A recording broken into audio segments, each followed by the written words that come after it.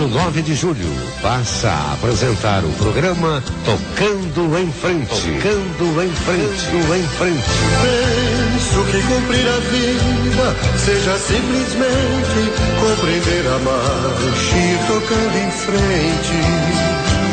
Apresentação Ivanildo de Andrade. Todo mundo ama um dia, todo mundo chora. Boa noite, ouvintes da Rádio 9 de Julho. Boa noite aos nossos queridos ouvintes do programa Tocando em Frente. Hoje, sábado, 12 de setembro de 2015, estamos aqui mais uma vez para apresentar para vocês o programa Tocando em Frente, que aborda exclusivamente o tema da dependência química. Aborda o tema da dependência química e tudo aquilo que envolve essa problemática, formas de tratamento, entrevistas com especialistas da área, depoimentos de familiares, de usuários, de ex-dependentes ou de dependentes que estão aí no processo de recuperação a longo prazo. Trazemos também figuras do poder público, autoridades, para trazer mais informação, né? Informação para a sociedade e para ajudar também o nosso ouvinte a ficar mais antenado, né? Mais consciente em relação à questão da dependência química, que na verdade é uma doença progressiva, crônica e, se não tratada, pode ser fatal. Então estamos aqui para levar adiante essa mensagem com informação e ajudar e dar esperança àquelas pessoas que têm problemas com a dependência química. Eu, Ivanildo de Andrade, sou psicólogo, apresento esse programa desde 2013, né? E fico muito feliz e alegre de poder fazer parte de um projeto tão bacana e tão bonito que a Rádio 9 de Julho nos proporciona fazer. Sou psicólogo e para vocês, se vocês quiserem também fazer um atendimento, um acompanhamento, deixo o meu telefone, DDD 11 98 345 9854. E esse programa, ele não vai ao ar se nós não tivermos muita gente trabalhando conosco, né? A gente quer agradecer sempre aqui conosco na mesa de som, nos ajudando. O Wellington Trindade coloca o programa no ar aí na mesa de som, fazendo toda a edição do programa. Na produção do programa, sempre a nossa querida Sandra Catalano, nos ajudando a desenvolver a pauta, a agenda do programa, que traz, né, os nossos convidados para o programa Tocando em Frente. Pessoal, se vocês quiserem também ouvir o programa Tocando em Frente, não pela rádio, mas pela internet, em todo o Brasil, quiçá todo o mundo, na verdade, né? A rede global da internet, você pode ir lá no bastidoresdoradio.com, rádios e tvs.com e busca lá Rádio 9 de Julho AM 1600 e você vai poder ouvir a rádio, né, onde você estiver, nos mais recônditos, né, nos recantos do nosso Brasil, você tem acesso à internet e pode ouvir também pelo celular. Você baixa um app, algum aplicativo, né, que possa permitir a você ouvir a Rádio 9 de Julho aí do seu telefone celular, do seu smartphone. Pessoal, hoje, dia 12 de setembro, essa semana, tivemos a retomada do processo, né, que está lá no Superior Tribunal de Justiça, né, o STF, Supremo Tribunal Federal lá em Brasília, e os nossos ministros estão lá julgando a questão da descriminalização das drogas. Sábado passado, dia 5, nós tivemos a presença aqui no programa do Dr. Ronaldo Laranjeira. Dr. Ronaldo Laranjeira, médico, psiquiatra, muito conhecido no meio da dependência química, atua nesta área, uma referência na literatura sobre dependência química e alguém que tem uma experiência não só no Brasil, mas também fora, né? E é uma pessoa que ajuda muito a compreender o que está acontecendo hoje no Brasil em relação à dependência química e vai nos falar sobre a questão da descriminalização. Nós vamos reprisar este programa, na verdade, e com o Dr. Ronaldo Laranjeira, ou seja, uma figura importante que vai contribuir e dar a nós e a vocês, ouvinte, um pouco mais de informação sobre isso que está acontecendo. Também hoje teremos a reprise do programa com o promotor de justiça Mário Sérgio Sobrinho. O doutor Mário Sérgio Sobrinho trabalha no CRATOD. Ele atua com a justiça terapêutica. O que é justiça terapêutica? Pois é um termo, né? É uma área interessante, nova, que as pessoas talvez não conheçam, não tenham muito a ideia do que seja. Então, falando de leis, falando de descriminalização, vamos também ouvir aqui hoje o Dr. Mário Sérgio Sobrinho, que vai falar sobre a questão da justiça terapêutica. Vamos para um breve intervalo, ouvindo uma música, e em seguida retornaremos.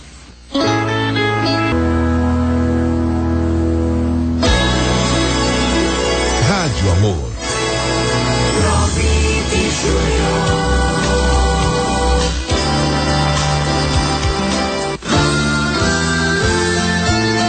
Você está ouvindo na Rádio 9 de Julho, Tocando em Frente. Tocando em Frente. Tocando em Frente. O pensamento de hoje.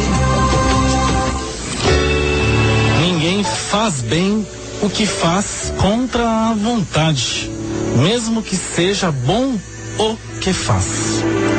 Santo Agostinho.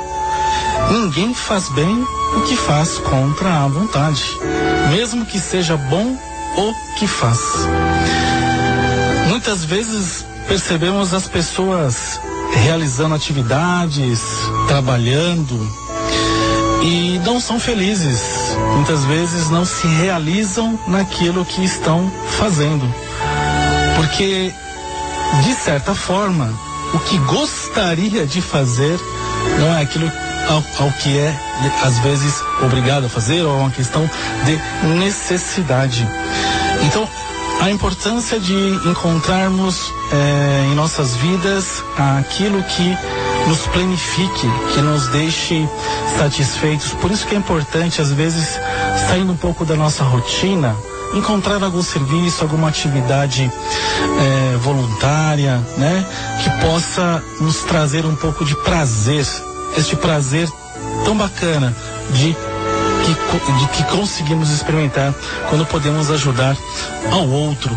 E na questão da dependência química é muito legal quando a gente percebe, encontra pessoas que, mesmo não tendo o problema, né, da dependência química em casa, conseguem participar de grupos, participar de ações voltadas para o resgate das vidas de tantas pessoas que sofrem hoje com a questão da dependência química.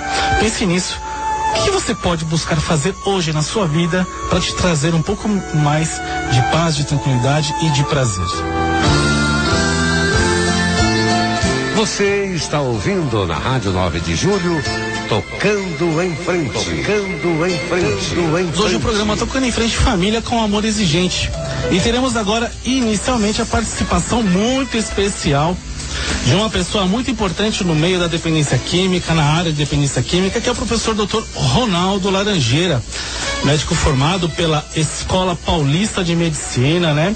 Com residência em psiquiatria pela mesma instituição, PhD em Londres, enfim, um vasto currículo aqui, atuante, e está aqui hoje conosco, nos dando a honra da sua participação, para falar um pouco sobre a questão que hoje está em pauta na mídia e também lá no Supremo Tribunal Federal, que é a questão da descriminalização das drogas. A ideia é que o Dr. Ronaldo nos fale um pouquinho para a sociedade compreender, os nossos ouvintes entenderem quais seriam as consequências, né, da descriminalização das drogas no Brasil. Boa noite, doutor Ronaldo Laranjeira. Boa noite a todos os ouvintes da sua rádio. Boa noite, doutor Ronaldo. Ronaldo, tudo bem? Boa noite também. Boa noite a todos aí. Boa noite, professor Florentino, tudo bom? Boa noite, Florentino. Prazer falar com você novamente. Prazer é meu, professor.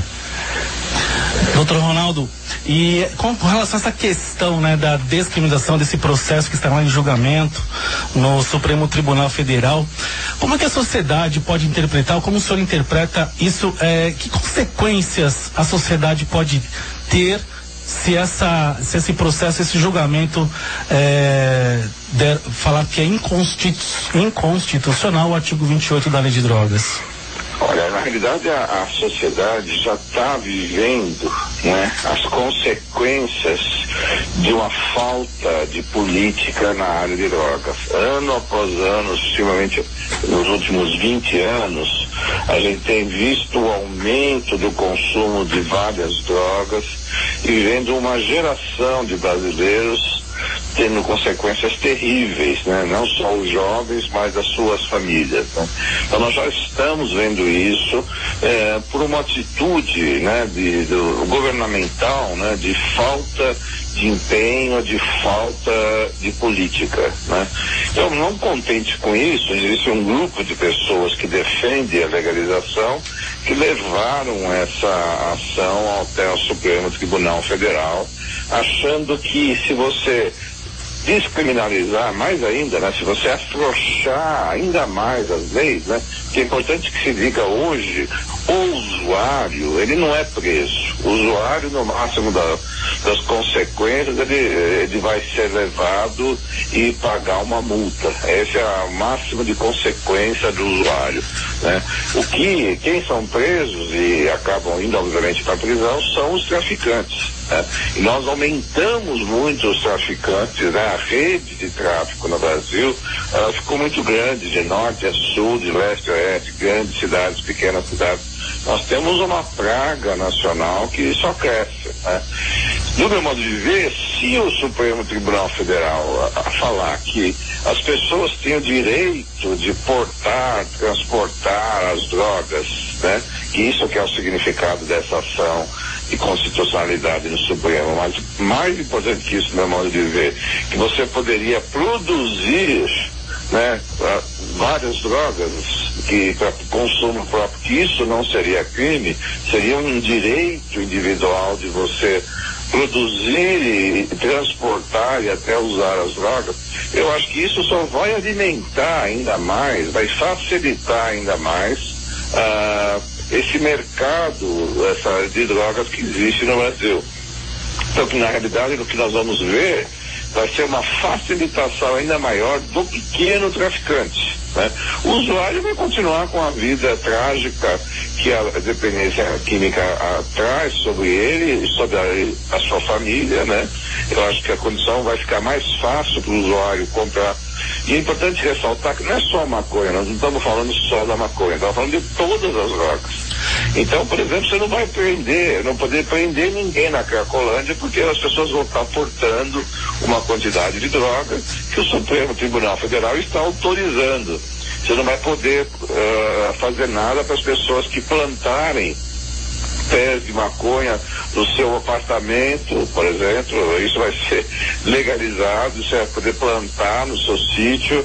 Então vai ter uma expansão maior ainda do que já é grande no momento dessa facilitação e desse mercado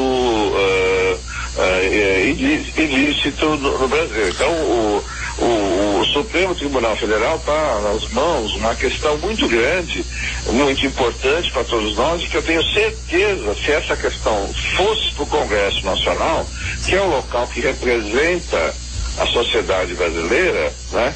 E o Congresso Nacional é sensível ao fato que 90% da população brasileira não quer a flexibilização das leis sobre os drogas.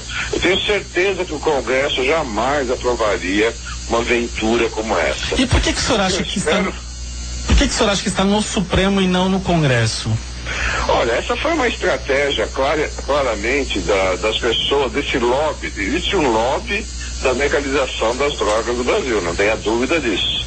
E esse lobby, que é financiado pelo George Soros, que é um americano bilionário que injetou dinheiro quando ele veio há 2-3 meses aqui no Brasil, ele injetou dinheiro de várias organizações sociais que defendem a legalização. Como estratégia, eles viram que qualquer coisa que fosse para o Congresso ele está mais conservador. Está mais conservador porque representa a sociedade brasileira, que tem uma perspectiva, em algumas questões, mais conservadora. Então, tenho certeza que a bancada, várias bancadas, a bancada antidrogas do Congresso não deixaria passar, a bancada da saúde, a bancada evangélica, a bancada dos católicos, que representam aí, só falar dessas bancadas, vão representar aí 70%, 80% da população brasileira. Então o grupo que defende a legalização achou que esse caminho pelo Congresso não ia dar certo. Então eles acabaram optando de ir para checar a constitucionalidade dessa lei, aí levaram para o Supremo Tribunal Federal.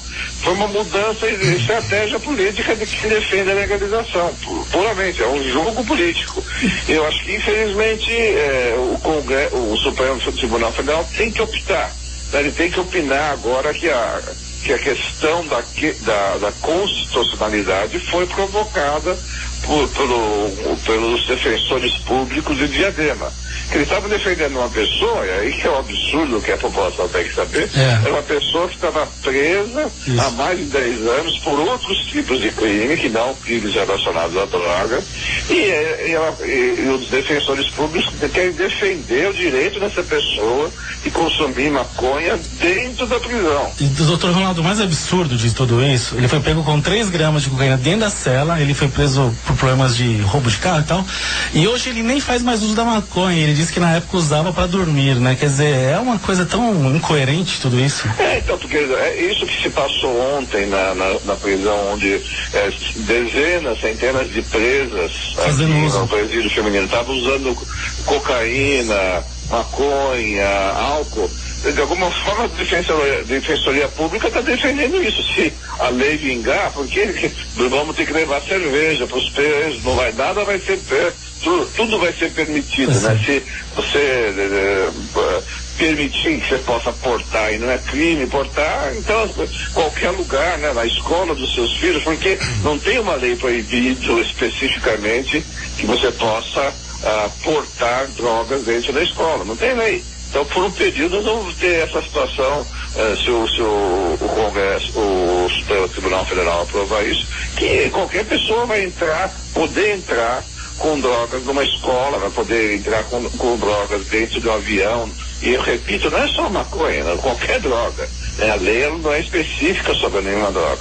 É por isso que o momento é muito importante, né? E eu sinceramente eu acho que o Supremo Tribunal Federal, por todo o conhecimento e sofisticação que o Supremo e os ministros têm, eu acho que não tem tempo suficiente de estudo e de entendimento das consequências que essa mudança legislativa teria, né? Por isso que eu espero que uma parte significativa dos nossos ministros adiem essa decisão ou votem e sepultem de uma vez por toda essa aventura que não é essa a principal questão no Brasil em relação às drogas. O que nós precisamos não é de descriminalização, o que nós precisamos é políticas de prevenção, né, de políticas contra o tráfico, políticas de ajuda às famílias que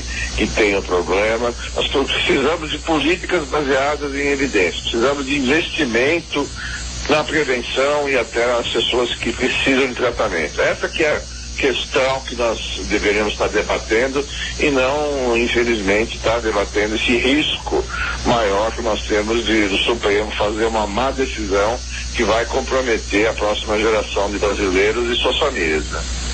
Professor Florentino, isso provavelmente vai atrapalhar uma geração, porque se eles aprovarem e fizerem esse que nós chamamos, entre aspas, aí eu que estou falando, uma grande besteira, nós vamos perder bastante tempo, porque isso lá na frente que vai ter que fazer a correção, como os outros países estão fazendo, né? Então nós estamos experimentando, isso é absurdo, né? Dentro de um país que se diz ser emergente. O que seria ideal para a população fazer para que a gente consiga sensibilizar essas pessoas que vão decidir a nossa vida aí por mais uma geração?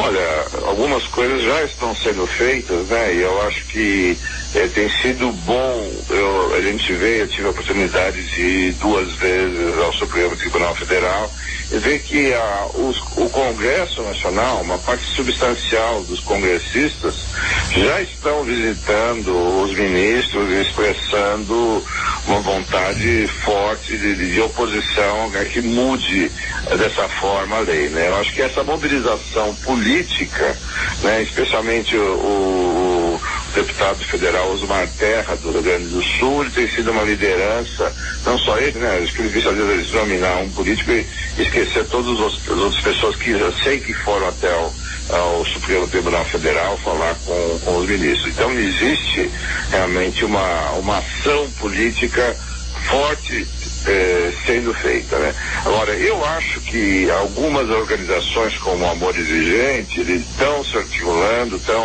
a Associação Brasileira de Psiquiatria lançou um manifesto contra essa mudança legislativa, então você tem algumas ações. Agora, eu acho que a população, principalmente as famílias, né? As famílias que foram afetadas pela tragédia da dependência química, elas deveriam ter uma motivação mais forte de escrever aos ministros do Supremo Tribunal Federal, expressando a indignação de uma mudança política. Acho que essa tem que ser uma ação muito forte da nossa população, é entrar no site do Supremo Tribunal Federal e mandar a sua opinião para todos os ministros. Na verdade, são poucos ministros que vão definir essa vida da nossa população. Além disso, acho que tem um abaixo assinado que está sendo feito aí pela internet, né, no site da petição pública, que eu acho... tem uma petição contra a descriminalização, sim. No site de petição, né, que eu acho que vale a pena a gente assinar a petição e divulgar, né? Tem vários vídeos, né? O doutor Miguel Tortorelli lançou um vídeo muito importante no site do Amor Exigente, que eu acho que está centralizando essas ações da parte popular, né? Da parte das pessoas que realmente importam a opinião em relação a esse assunto. O Supremo Tribunal Federal não pode decidir no vácuo, né? Quando foi feita essa lei, ela foi feita pelas pessoas eleitas pelo povo, né? Então o Supremo Tribunal Federal, do meu julgamento, né? Eu não sou jurista, mas eu trabalho nessa área e não posso ver que a próxima geração, né, sofra mais do que já está sofrendo, né? Não é, né? Eu acho que hoje em dia a gente vê as pessoas com o consumo de cocaína, crack, né? E nós temos mais de 2 milhões de usuários de cocaína e crack no Brasil, né? Mais de 3 milhões de usuários de maconha. E o número, a gente sabe disso, que o número para cada usuário, você tem pelo menos 4 familiares que são afetados pelo uso de drogas, né? Então não podemos achar que isso seja um detalhe, né? É um grande problema de saúde pública e também é um problema de valor, né? Qual é o tipo de valor que a sociedade brasileira defende, né? Quer dizer, não é possível que a gente seja conivente com o tráfico, né? Que é isso que vai acontecer quando você vai permitir o porte e a produção de drogas, né? Eu não gostaria de viver, e esse é um valor que eu tenho e infelizmente eu acho que eu estou junto com a maioria da população brasileira no valor de defender a vida, o valor da vida, o valor de que nossos filhos vivam numa sociedade mais limpa das drogas. Esse é um valor que a maioria da população brasileira ainda defende e espero que a gente possa enviar a nossa mensagem para o Supremo Tribunal Federal que a maioria de nós é contra essa aventura que uma pequena minoria, na verdade o lobby da legalização no Brasil, infelizmente às vezes junta pessoas da imprensa e de alguns advogados a gente fica com a sensação de que todo mundo defende a legalização das drogas, mas todas as pesquisas mostram que a grande maioria, mais de 80% da população brasileira não quer políticas mais liberalizantes das drogas, porque já vive, né, e sofre muito com essa questão e que quer políticas mais consistentes e não simplesmente liberar geral, né? Doutor Ronaldo, eu só queria entrar com um assunto que tem a ver com tudo isso. Para nós que trabalhamos as famílias, completando o que o senhor falou, nós temos visto que diariamente esse número só aumenta. A visita de novas famílias chegando ao grupo de Amor Exigente, procurando ajuda, procurando uma solução, procurando apoio emocional, né? Só aumenta. Então, eu quando ouço tudo isso que está acontecendo, como familiar, eu imagino as pessoas que em sã consciência estão votando lá, elas não têm a mínima ideia do que é isso realmente. Elas estão fazendo um voto frio. E eu não acredito que se elas tivessem de alguma forma um conhecimento ou passado por alguma coisa semelhante, pudesse ter uma visão tão simples de falar é só um que vai passar mal, esquecendo que a família toda sofre. Às vezes 4 é pouco, eu vejo casos de 7. Então eu agradeço sua presença realmente falando, explicando e realçando essa situação, porque é muito sério. As famílias tinham que se obrigatoriamente se revoltar. E elas não estão fazendo isso, elas estão assistindo razoavelmente passivo à situação. Eu concordo consigo, assim, eu acho que nós temos que estimular, motivar os familiares, não só os familiares dos dependentes químicos, mas você tem, por exemplo, o setor educacional, que está muito envolvido com essa questão, o setor de saúde. O setor de saúde, algumas, por exemplo, a Associação de Psiquiatria se manifestou claramente contrária a isso, mas você vê às vezes um silêncio conivente que nós temos que quebrar, né?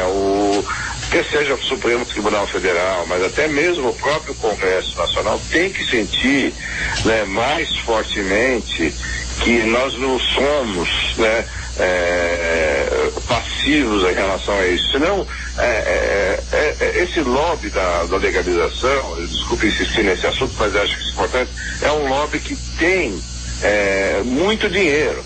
Né? Para nós que fomos lá no Supremo Tribunal Federal defender, né, contra a descriminalização, nós mal tínhamos dinheiro para ir até Brasília, para comprar passagem. Eles tinham lá, o outro lado da legalização, tinha 10 advogados pagos a preço de ouro.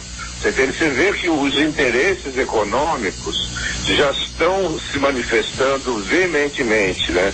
Tem gente financiando esses grupos, né? Então nós temos que apelar pelos valores, né? Felizmente a Conferência Nacional dos Bispos do Brasil, a CNBB, lançou uma nota muito importante a semana passada. Eu acho que tem algumas pessoas manifestando. Eu acho que nós temos que divulgar ao máximo, né, esses parceiros e pessoas que defendem valores, né? O próprio Papa, né, quando veio no Brasil, foi visitar clínicas de dependência química, ele já se manifestou várias vezes contra políticas de legalização de drogas, né? Um líder religioso. Os evangélicos são presença muito importante nesse debate. Eu acho que talvez a gente tenha que dar mais visibilidade, essas pessoas têm que dar mais visibilidade à oposição clara a essa aventura promovida pelo esse lobby da legalização.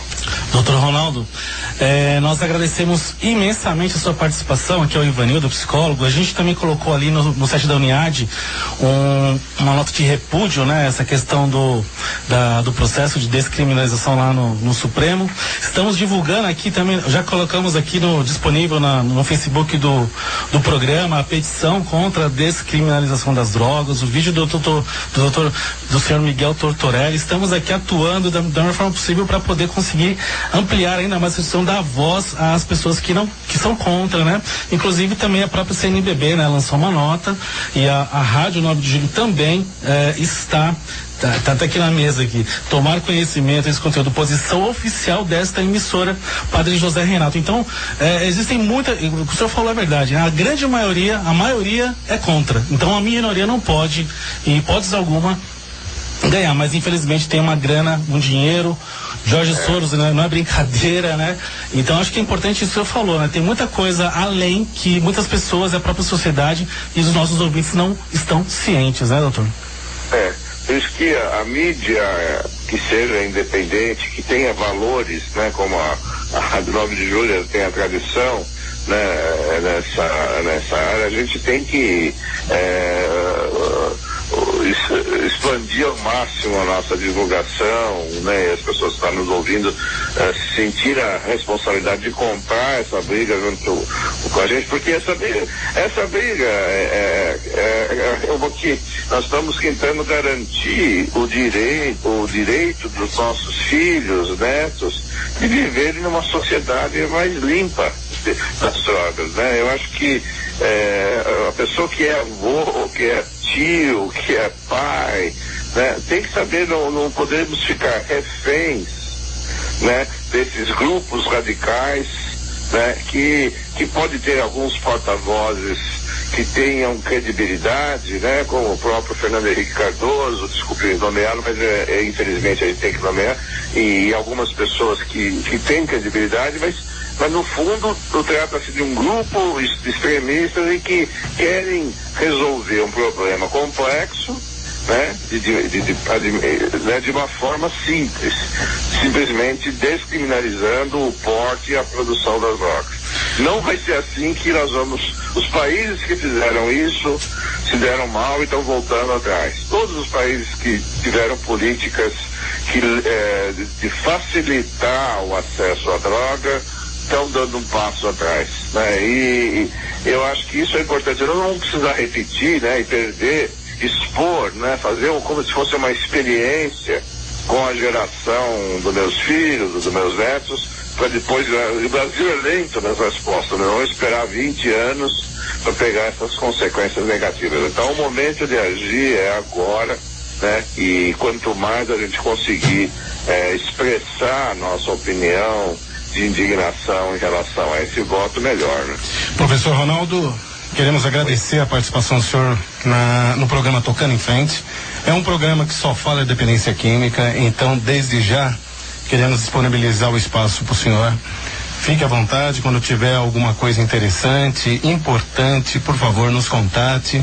O senhor tem espaço aqui conosco, né? E para o público que está perguntando, nós temos uma página a favor da vida contra a descriminalização das drogas, que está à disposição ali para a gente poder colocar gravações e todo o material que estiver contemplado nessa página, nós vamos estar enviando para o Supremo, para eles tomarem conhecimento.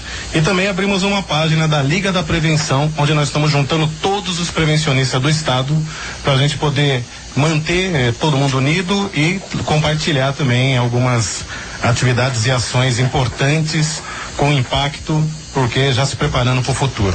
Professor Ronaldo Laranjeira, muito obrigado por ter participado do programa com a gente. Eu que agradeço e boa noite a todos aí, uma boa sorte no programa aí. Um abraço. Obrigado, doutor Ronaldo. Você está ouvindo na Rádio 9 de Julho, Tocando em Frente. Tocando em Frente. Tocando em Frente. Pessoal, é um grande prazer para nós aqui da Rádio 9 de Julho, do programa Tocando em Frente, termos aqui conosco hoje a presença do Dr. Mário Sérgio, né? O Dr. Mário Sérgio Sobrinho, que é promotor de justiça do estado de São Paulo. Boa noite, Dr. Mário Sérgio. Boa noite, Ivanildo. Boa noite, ouvintes. A justiça terapêutica é uma iniciativa que permite que os infratores que passam pelo sistema de justiça criminal, especialmente, que sejam pessoas que abusam, que usam de forma excessiva, inadequada e nociva álcool e outras drogas, elas possam receber uma pena, uma sanção, uma punição que vai, além de fazer cumprir aquela obrigação da justiça, no caso da prática de um delito de menor potencial, um crime leve, né, cujas penas não ultrapassam 2 anos, que ela possa também receber uma atenção para a questão da dependência ao álcool ou outras drogas. Ou seja, ao mesmo tempo que se aplica a lei, se permite que essa pessoa maior de 18 anos, que cometeu um crime leve, que pode ser, por exemplo, uma ameaça, um caso de porte de droga para uso próprio, pode ser um caso intermediário, que não é leve, mas é intermediário e permite essa medida, a embriaguez no volante, né, que é uma infração bastante séria e que algumas pessoas infelizmente incorrem, né? Hoje nós estamos aqui num sábado à noite, por exemplo, né? É um dia que algumas pessoas, de forma inadvertida, usam bebida, usam álcool e acabam se envolvendo em dirigir, né? Que é uma infração à lei penal e que coloca em risco muita gente. Então, nessas situações, por exemplo, nós podemos fazer um acordo, uma composição dentro do ambiente da justiça e encaminhar o infrator para que ele cumpra uma pena chamada alternativa e vá, por exemplo, a um tratamento ambulatorial, vá, por exemplo, a um grupo de mútua ou autoajuda e receba desse aparato, né, desse grupo, receba um apoio. Doutor Mário Sérgio, é interessante quando o senhor fala sobre essa questão, porque amplia um pouco o olhar, né, em relação a essa pessoa que comete ou acaba sendo pega em um delito ou em um desvio de conduta, enfim. A justiça pensando também na saúde desse cidadão, é isso?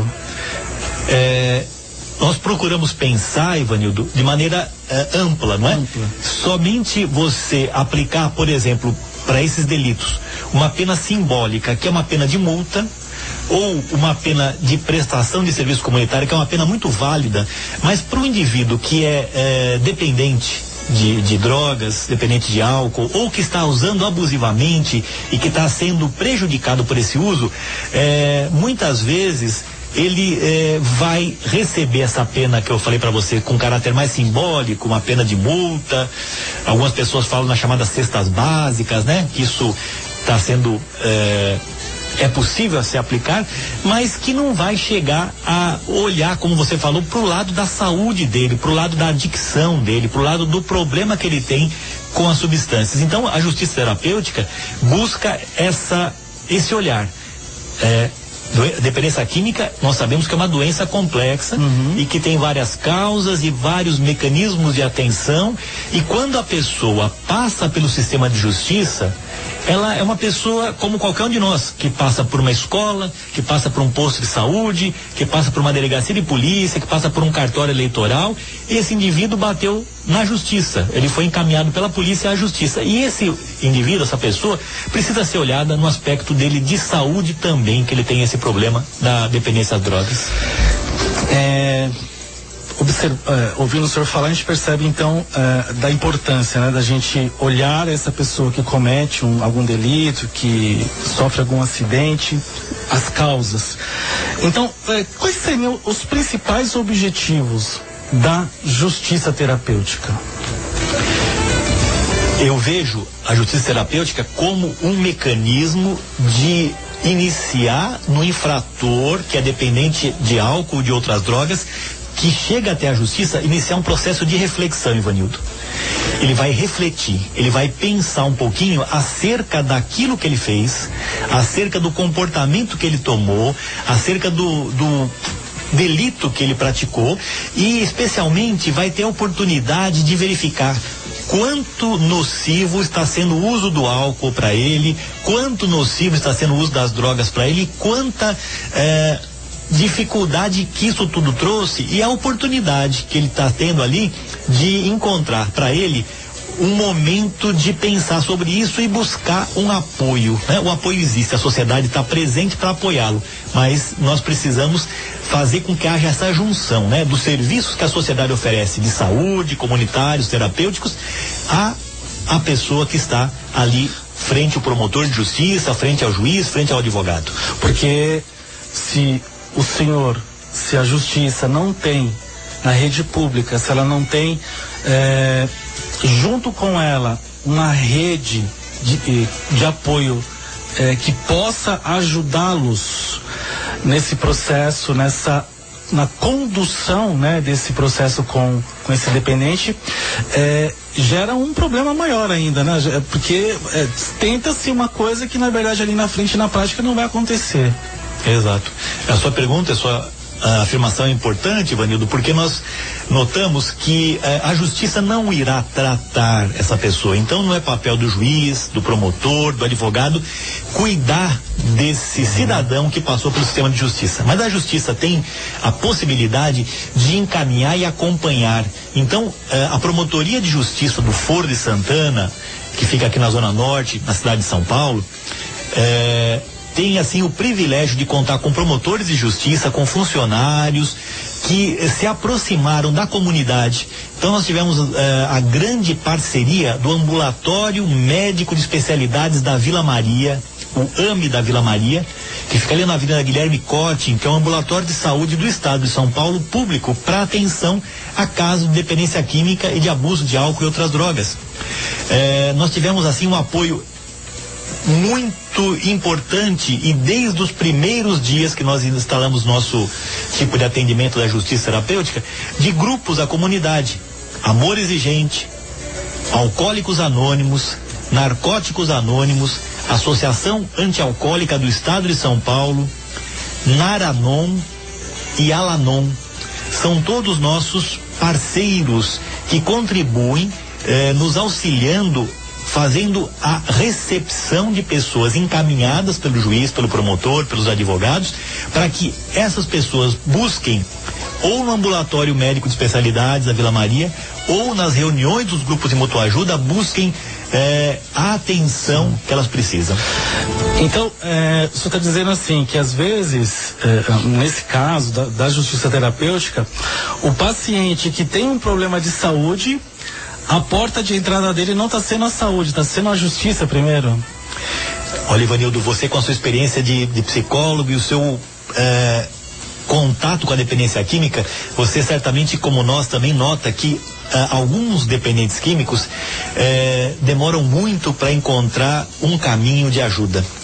Eu penso que quando essa pessoa está diante da justiça, a justiça pode ser um abreviador do encaminhamento, do auxílio para essa pessoa buscar uma atenção. Da mesma maneira que cada um de nós que pode, por exemplo, quando trabalha na saúde e alguém que entra no ambulatório de saúde por causa de uma fratura, por exemplo, por causa de uma queda acidental e percebe que o paciente é dependente químico, o médico, pode fazer o encaminhamento para um serviço especializado, pode dar uma atenção para aquela pessoa. Ou seja, eu penso que a justiça precisa estar focada nas necessidades do indivíduo que chega, não descumprir o seu papel e nem ultrapassar os seus limites, mas pode, sem dúvida alguma, contribuir para que haja um atendimento mais adequado. Atuar de forma efetiva, não apenas punindo, mas também ajudando no início do tratamento desse dependente. Doutor Mário Sérgio, qual é o público-alvo da justiça terapêutica? São as pessoas que chegam lá no Foro de Santana e em qualquer outra localidade do estado, que talvez tenhamos oportunidade de falar para você em alguns outros locais que trabalham com isso, por exemplo, São José dos Campos, o promotor Dr. Fábio Lima faz um trabalho fantástico lá com uma ação que ele chama de Comarca Terapêutica, tá até no Facebook, nossos ouvintes aí gostam do Facebook, então se colocarem ali Comarca Terapêutica, vão encontrar um trabalho do Ministério Público do Estado de São Paulo, em parceria com a Justiça, feito para atender casos de dependência química que passam por São José dos Campos. São João da Boa Vista, no interior de São Paulo, Mairiporã, são localidades, Santos, que os promotores, os juízes, os advogados já conseguiram instalar meios de atender de maneira diversificada e bem proativa os casos de dependência química. Então, o público-alvo são as pessoas que passam pelo sistema de justiça, que cometem crimes leves, que não levariam essas pessoas à prisão, elas permanecem soltas, muitas vezes pagando fiança ou por obrigação de presenciar o andamento do processo, Ou seja, essas pessoas que a maior parte delas são pessoas do sexo masculino, são homens, não maiores do que seus 35 anos, de 18 a 35 anos é o grande público que nós temos, e são pessoas que estão integradas à sociedade. Ou seja, eu penso que nós não podemos perder a oportunidade de, para esse cidadão que se desviou um pouquinho em razão do abuso de substâncias, não perder a oportunidade de dar para ele uma chance, né, de encontrar um caminho diferente. E o senhor falando assim, eu percebo da seguinte forma, né? É uma maneira de prevenção de agravos. Se a justiça consegue ter este olhar, intervir de maneira assertiva, propondo, fazer uma proposição aí para essa pessoa, oferecendo a ela um tratamento ou um acompanhamento, com certeza evita-se o agravamento de um estado de saúde que pode vir a gerar um problema ainda maior para a sociedade. Sem dúvida alguma. É uma prevenção dirigida para um público que está visivelmente envolvido com abuso de substâncias, abuso de álcool, abuso de drogas, e é um público bastante fragilizado e vulnerável. É um indivíduo que, se não receber uma atenção, pode retornar para a justiça por problemas mais sérios. Nós temos, infelizmente, assistido esses episódios, né, de pessoas que se envolvem em delitos de pequena dimensão, pequena proporção, pequena gravidade, e que, pela condição de dependentes químicos, algumas vezes cedem à pressão, pressões essas ilegítimas, logicamente, mas acabam se envolvendo em crimes muito graves e acabam presas. Eu penso que a justiça terapêutica voltada tanto para o adulto e também para os adolescentes infratores é uma medida de prevenção, como você assinalou. Você previne o agravamento do estado de saúde da pessoa, com certeza. Que a gente aprende nos grupos, né? Os grupos ajudam a família a antecipar esse fundo de poço, né? Esse processo pode demorar muito. Então, quanto mais cedo você chega, intervém, gera uma crise nessa pessoa, como a Morizete fala, da crise, né? Você consegue também evitar o agravamento disso. Mais uma perguntinha, doutor Mário Sérgio, para a gente, de repente, para o nosso intervalo. Existe uma quantidade de drogas que serve de parâmetro para diferenciar o usuário do traficante? Até aproveitando essa pergunta, diante de toda essa, dessa conversa, né, do quanto a mídia hoje está falando dessa questão da legalização, da descriminalização, né? Como que a gente pode saber, né, essa questão da quantidade de drogas que serve de parâmetro entre o usuário e o traficante? Ivanildo, isso é uma questão que está na lei, né? A lei 11.343 de 2006, que é a lei de drogas brasileira, uma lei avançada, uma lei que pune diferentemente o traficante com penas pesadas, de 5 a 15 anos de prisão, e pune de maneira simbólica até, de maneira pedagógica até, a pessoa que é flagrada, que é surpreendida com uma pequena quantidade de droga para consumo próprio. Essas penas, que estão lá no artigo 28 dessa lei que eu mencionei, elas são penas de advertência, de prestação de serviço à comunidade ou de frequência a curso ou palestra educativa para a questão da droga. Então, a nossa lei faz uma diferenciação. Portador de droga para uso próprio tem uma pena de advertência, prestação de serviço ou frequência a curso. O traficante, a pena dele é prisão, é cadeia. A quantidade de drogas é um fator importante, mas ele não é o único fator que diferencia o traficante do usuário. A forma que a droga está embalada, a natureza da droga, se o traficante vez ou outra, ou normalmente ele tem ali para distribuir tipos diversos de drogas, né? Mais de um tipo de droga, e o usuário está ali com uma pequena porção para uso, às vezes até que imediato. Nós temos então esse diferencial que a lei não fala em quantidade, peso, volume, mas a lei coloca a quantidade junto com a personalidade, com as circunstâncias pessoais do indivíduo, né? Como sendo fatores de diferenciação. Quem faz essa análise inicialmente é a polícia, que passa isso para a justiça. O promotor de justiça faz o primeiro encaminhamento, depois isso vai ser avaliado pelo juiz ao final na sentença. Muito bacana. E, bom, essa lei, a lei de tóxicos, né, é de 2006? Isso. No Congresso, o senhor também esteve no Congresso do Amor Exigente, foi dito lá que hoje se diz que a droga não é legalizada, não é descriminalizada, mas disseram o seguinte, na verdade, se a gente for lendo a lei e esse artigo 28, é praticamente descriminalizada já o uso o porte para uso. É um termo até bastante, assim, incomum, mas o que aconteceu com a lei anterior para essa lei foi chamada descarcerização. A pena de prisão foi abolida para aquele que é um mero portador de droga para uso próprio. Então não há pena de prisão, há pena de advertência, a pena de prestação de serviços e a essa pena, que é uma pena terapêutica, que eu creio que é das mais sábias do nosso direito, que é a frequência a cursos, a palestras, a meios para que ele possa refletir sobre a questão da drogadição, que é a base da justiça terapêutica. Só para finalizar, essa questão do encaminhamento do infrator pode ser feito num acordo que o promotor de justiça faz com o infrator, seu advogado, perante o juiz, ou também perante o juiz na hora que ele vai finalizar o processo com uma sentença, desde que ele seja o mero portador de droga para uso próprio. O próprio juiz faz, é o juiz quem dá essa decisão. Eu não sei qual seria o termo jurídico. É uma decisão, você tem razão. Pode ser uma decisão do promotor numa fase preliminar, ou pode ser uma decisão do juiz numa fase final. Bacana.